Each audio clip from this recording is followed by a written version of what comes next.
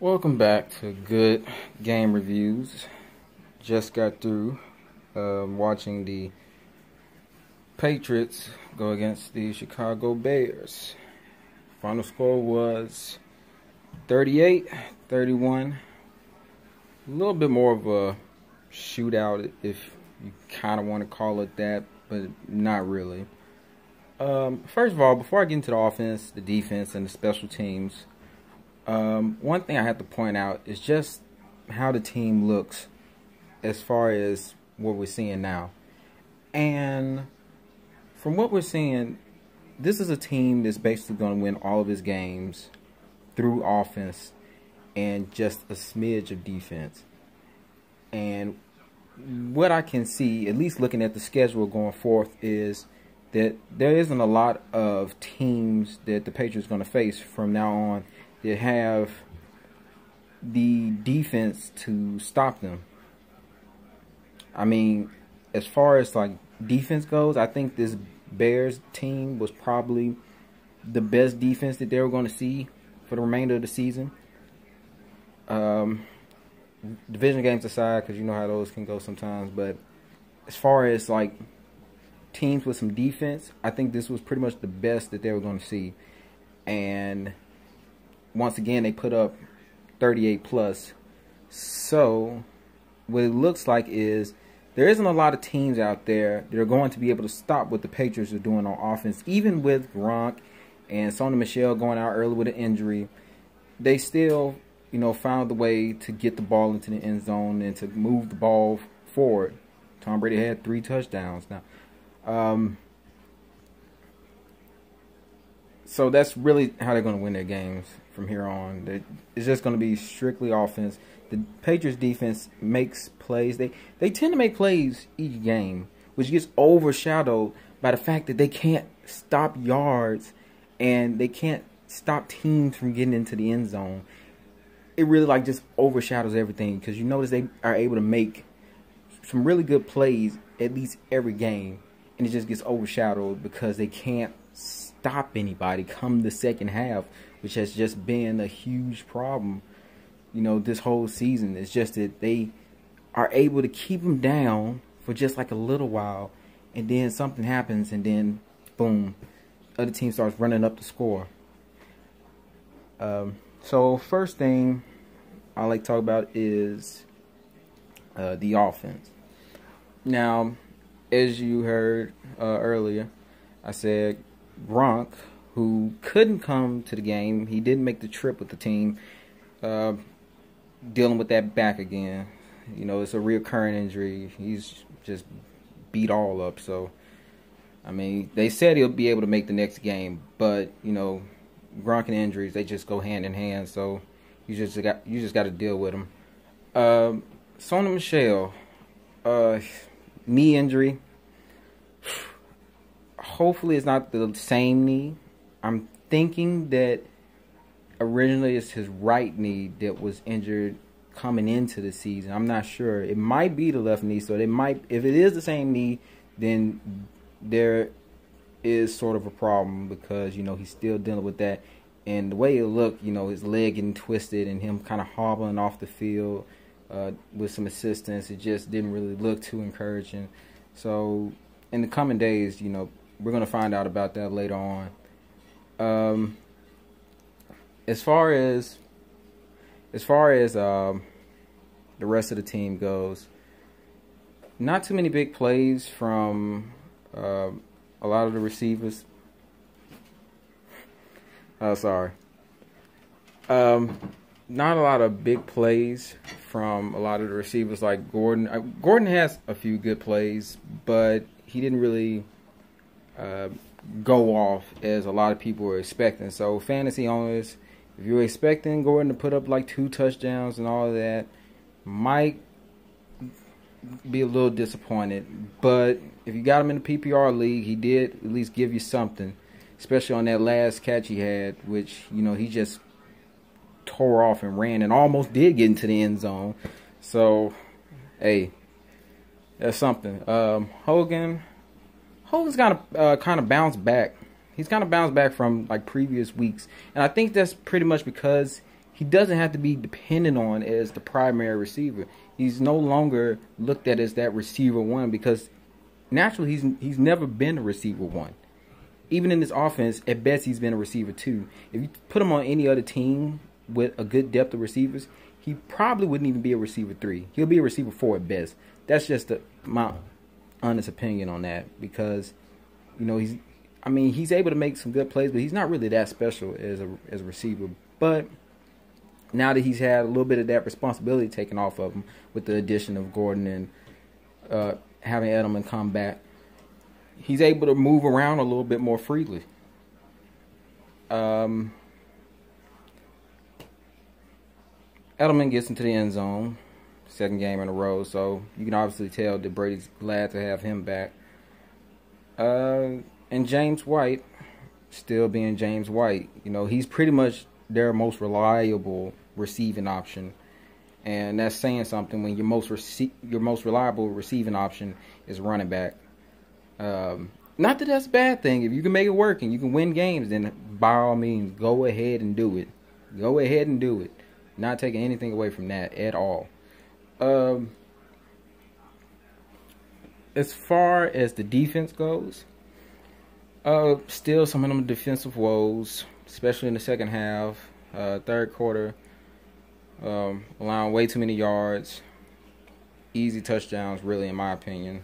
There were two times, first was Orlando Roberts had the chance to intercept the ball in the end zone, and that could have, took away all the points that Chicago was able to put up on that drive. It would have took away a field goal. It would have took away a touchdown, which inevitably came the very next play, but didn't hang on to it. Second one, Gilmore had a chance to intercept it in the end zone, pretty much in the same spot, but dropped it, and 2 plays later, surprise, they bounced right into the end zone.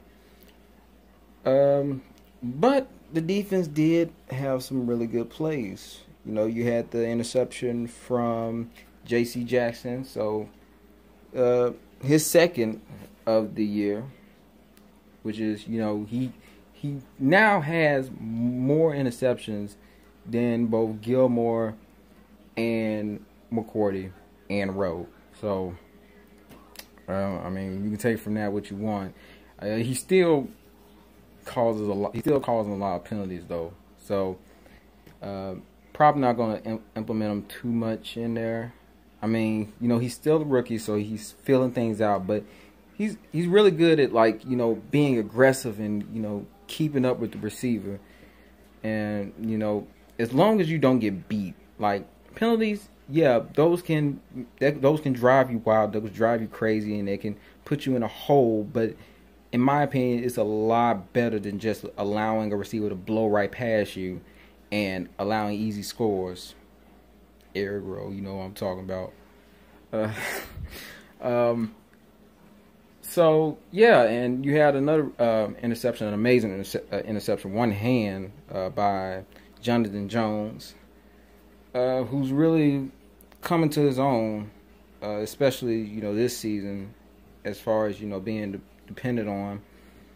There was some concern at the beginning, before the season even began, all the way back in the spring when Duke Dawson was coming in, and a lot of people believed that Duke Dawson was going to take that slot corner role and be able to push out some of those other corners from getting any starting time. But due to him being on IR, Jonathan Jones pretty much has taken over that role, and he's doing an all right job. I can't say too much negative about him. But the defense as a whole, once again, just allowed too many yards and way too many points. Not taking anything away from Chicago now. I know they have the ability to put up points, but still, you gotta be able to stop somebody. And they came very close to getting that last second score.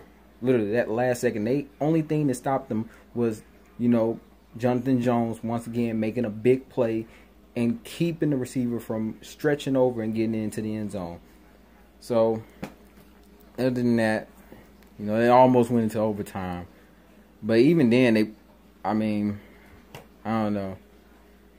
It's just, anything could have happened, but you know, what happened, and they allowed them to, you know, put up way too many yards. But at the end, you know, they made the plays, and they kept them out of the end zone at certain times, and that last play happened to be one of those certain times. So, positive on the defense for making plays in certain spots of the game.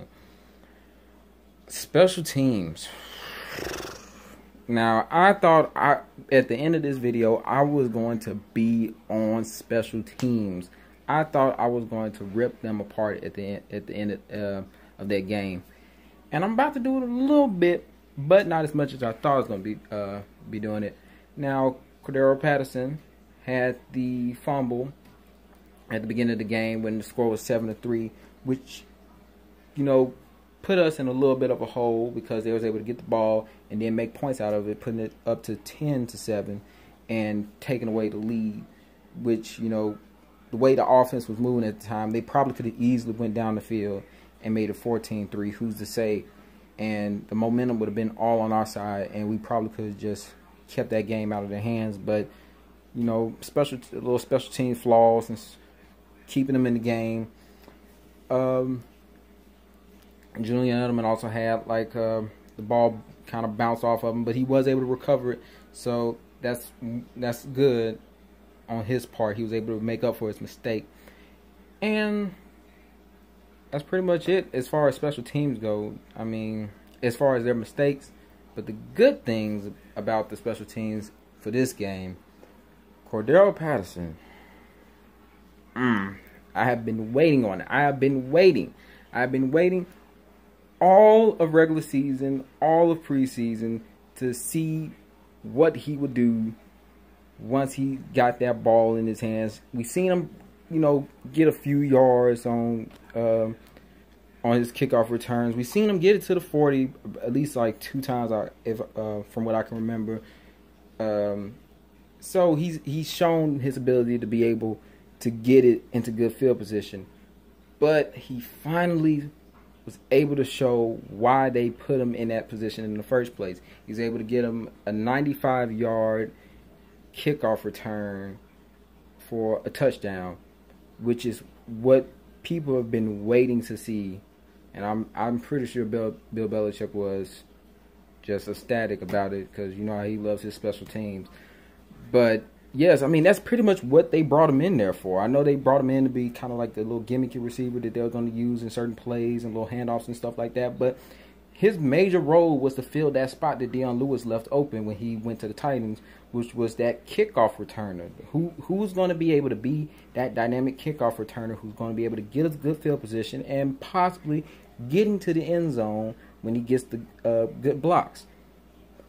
And Cordero Patterson was able to show that today. Also, the block by Hightower. Hightower is still looking a little bit sluggish as far as the defense goes. You know, he kind of was on fire the last game, but this game, you know, he was just kind of meh. But, you know, that special teams play with the block, oof, thing of beauty. Thing of beauty. And that's really when the Patriots had put it out of the hands of the Bears. You know, they couldn't do anything about it at that point. So quickly, I'm going to go ahead and give the grades. So offense, I give the offense once again a high grade. I'm going to give them A, especially since they had to deal with all the adversity with people going out and stuff and not having Grunt. So I'll even give them an A+. Defense, I'll give them a C, only because they were able to make some good plays, but they still allowed too many points. And going down the line, there's going to be some teams with some offense that could possibly keep up with us, but nothing like KC. So don't really have to worry about that too much. Special teams, I'm going to give special teams a B+, because they did have some costly mistakes, but they made up for them big time with the return touchdown and the block punt for another touchdown. So they did what they had to do. on special teams. This has been Good Game Reviews. See you next week for the Bills game, and I'm out.